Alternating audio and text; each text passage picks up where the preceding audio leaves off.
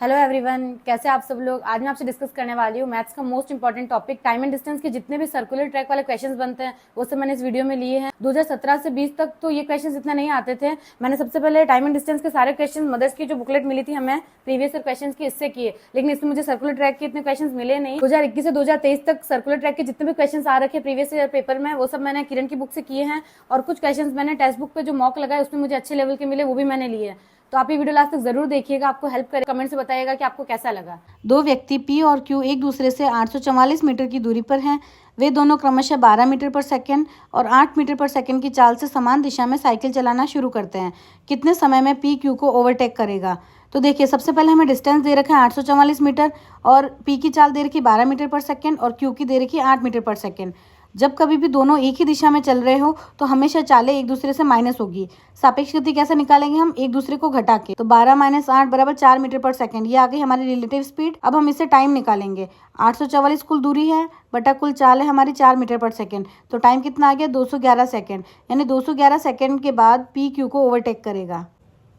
Next question आता है हमारा, एक्स और वाई दो स्टेशन हैं जो एक दूसरे से 160 किलोमीटर की दूरी पर स्थित है। एक निश्चित समय पर एक्स से एक ट्रेन 60 किलोमीटर प्रति घंटे की चाल से वाई की ओर चलती है, और एक दूसरी ट्रेन वाई से एक्स की ओर 20 किलोमीटर प्रति घंटे की चाल से चलती है। तो कितने घंटे के बाद एक्स से चली ट्रेन वाई से चली ट्रेन से मिलेगी? अब देखिए, इस क्वेश्चन में हमें सबसे पहले एक्स और वाई के बीच की दूरी दे रखी है 160 किलोमीटर, और क्वेश्चन में एक्स की चाल दे रखी है 60 किलोमीटर प्रति घंटा और वाई की दे रखी है 20 किलोमीटर प्रति घंटा, और दोनों एक दूसरे के सामने आ रहे हैं, यानी एक दूसरे की विपरीत दिशा में जा रहे हैं। तो जब कभी भी विपरीत दिशा में जा रही हो ट्रेन, या चाहे कुछ भी हो, ट्रेन बस कार कुछ भी हो, अगर विपरीत दिशा में है तो इनकी चालें हमेशा जुड़ती है। तो सापेक्ष गति क्या आएगी हमारी? 60 + 20 बराबर 80 किलोमीटर प्रति घंटा। और क्वेश्चन में क्या बोला है कि कितने समय बाद मिलेंगे? तो कुल दूरी 160 बटा 80 हो गई चाल, बराबर आंसर आ गया 2 घंटे। यानी 2 घंटे के बाद वो दोनों ट्रेनें आपस में मिलेगी। हमारा क्वेश्चन आता है, 4225 मीटर की एक वृत्ताकार दौड़ में एक्स और वाई एक ही बिंदु से और एक ही समय में 54 किलोमीटर प्रति घंटा और 63 किलोमीटर प्रति घंटा की गति से शुरू करते हैं। जब वे विपरीत दिशा में दौड़ रहे होंगे तो वे ट्रैक पर पहली बार कब मिलेंगे?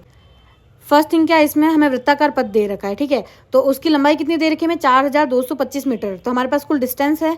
सेकंड थिंग, हमें दोनों की स्पीड दे रखी है, एक की 54 किलोमीटर प्रति घंटा और दूसरे की 63 किलोमीटर प्रति घंटा, और दोनों विपरीत दिशा में जा रहे हैं। देखिए, एक चीज़ का हमेशा ध्यान रखिए, जब दोनों विपरीत दिशा में जा रहे हो तो गति हमेशा जुड़ती है, और वही अगर सेम दिशा में जा रहे हो, समान दिशा में जा रहे हो, तो गति हमेशा माइनस होती है।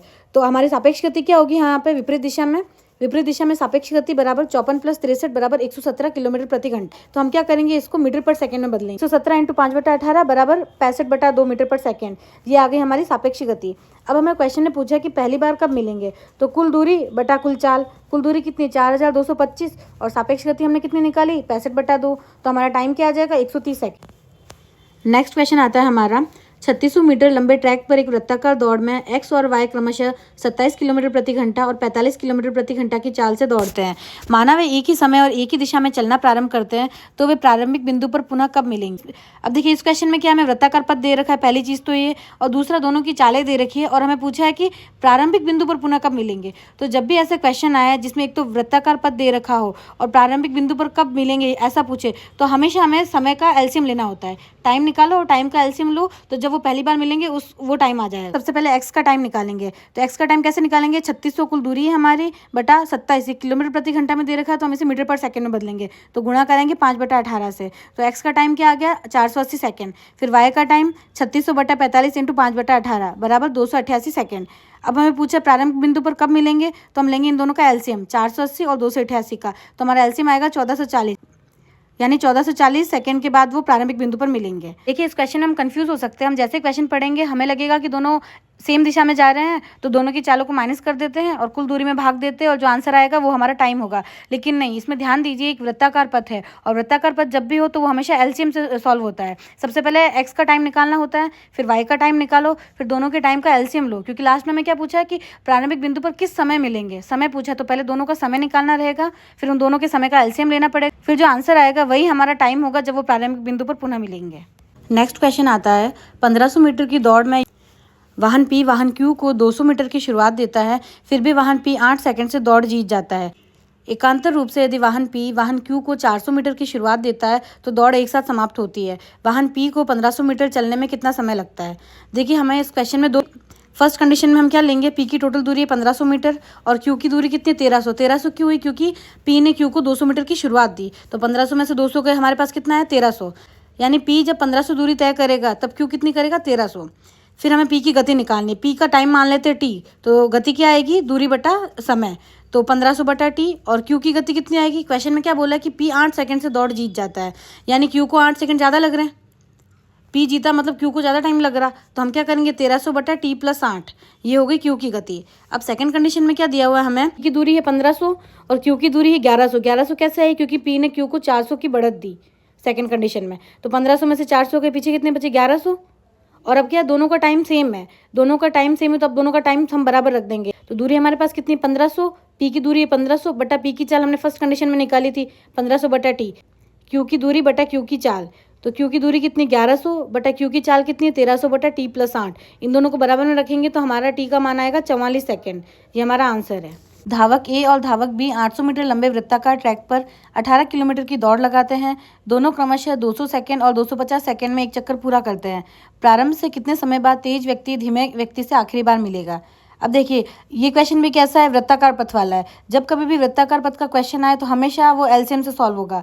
हमें बोल रखा है 18 किलोमीटर की दौड़ लगाते हैं, 18 किलोमीटर यानी इसको मीटर में बदलेंगे सबसे पहले हम, तो 18 किलोमीटर बराबर 18,000 मीटर।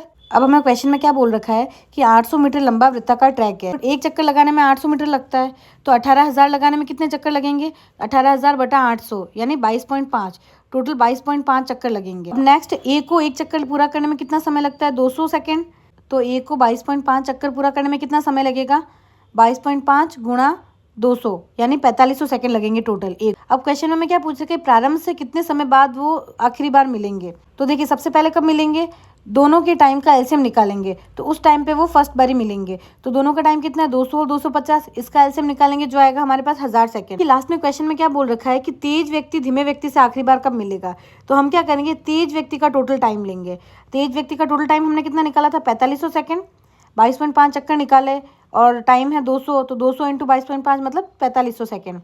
4500 सेकंड बटा करेंगे 1000, क्योंकि पहली बार 1000 सेकंड पे मिल रहा है, तो टोटल 4500 सेकंड के टाइम ड्यूरेशन में वो 1000 के रेशियो से कितनी बार मिलेगा 4000 बार मिलेगा, क्योंकि 4500 ये टाइम 5000 होता तो 5 बार मिलता, तो 4500 जो है वो 5000 से कम है, और तो हमारा आंसर क्या होगा 4 बार मिलेगा। किस टाइम पर मिलेगा, तो पहली बार मिल रहा है 1000 सेकंड पे, तो चौथी बार 1000 इंटू 4 यानी 4000वें सेकंड पे मिलेगा।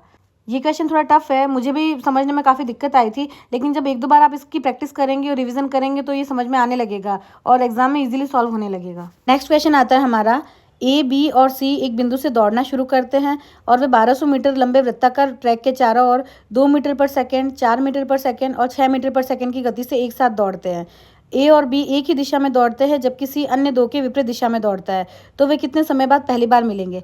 देखिए ये क्वेश्चन भी क्या है हमारा वृत्ताकार पथ वाला है और इसमें भी हमें बोल रखा है कि पहली बार कब मिलेंगे, तो मैंने क्या कहा जब कभी भी ऐसा क्वेश्चन आए वृत्ताकार पथ वाला और दूसरा कि वो पहली बार कब मिलेंगे, तो इन क्वेश्चंस में क्या करना होता है हमेशा टाइम का एलसीएम लेना होता है।